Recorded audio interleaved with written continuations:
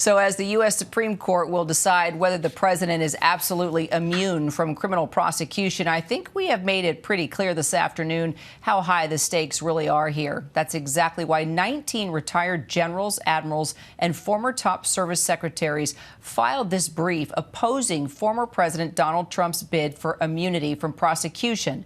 One of those retired admirals is Thad Allen. He has made it clear that this case is far more than just a former president's future on the line.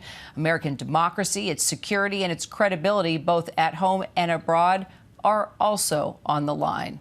To be clear, Admiral Thad Allen joins me now not as a politician, but as a military leader whose greatest concern right now is our national security. Good to see you, Thad. I've known you more than 20 years, and I've watched you navigate military concerns that many times get wrapped up in political debate. But again, you've made it clear that your worry here is about the people, not the president. Why did you take part in this amicus brief?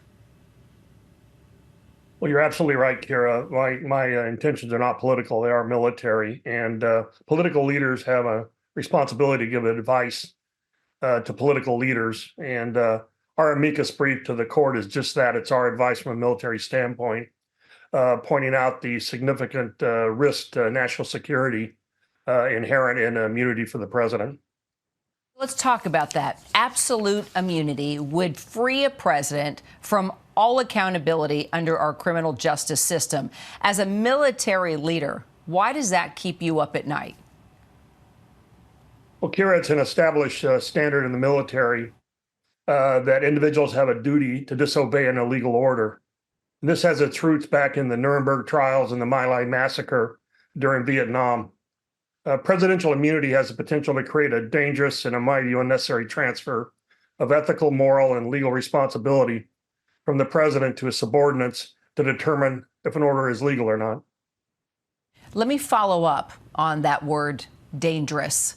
Why does this threaten our national security? Give me a classic example. When you're conducting military operations, what you want to do is you want to reduce ambiguity and create clarity in the chain of command. So there's absolutely certainty about what is to be accomplished and how that's to happen. If there is ambiguity regarding the legality of the order, the people receiving the order have to make a decision about that order. And in the meantime, whatever risks that are posed out there that require military operations are either delayed or damaged because of the inability to create a clear chain of command from the president down to those executing the operations. So basically, it undermines all the principles of military leadership. In my view, yes, because the military is built basically on a legal framework, the Uniform Code of Military Justice, that requires good order and discipline to execute the orders of the president. And the military is subordinate to civilian rule. This tends to erode and undermine that because there's uncertainty about what the intent of the orders are, especially if they're placed in a position to try and determine whether or not they're illegal. That's definitely dangerous, and that's definitely scary when you think about it that way. And as we all have our eyes, locked in on the Supreme Court today, what's the outcome that you ultimately want to see here? Well, given the risk to military operations and national security, I think we personally would like to see the ambiguity that could be inserted into military orders from the president to be removed and greater clarity established. And that happens when the president retains the moral and ethical responsibility to give legal orders. Admiral Thad Allen, great to see you. Appreciate your time.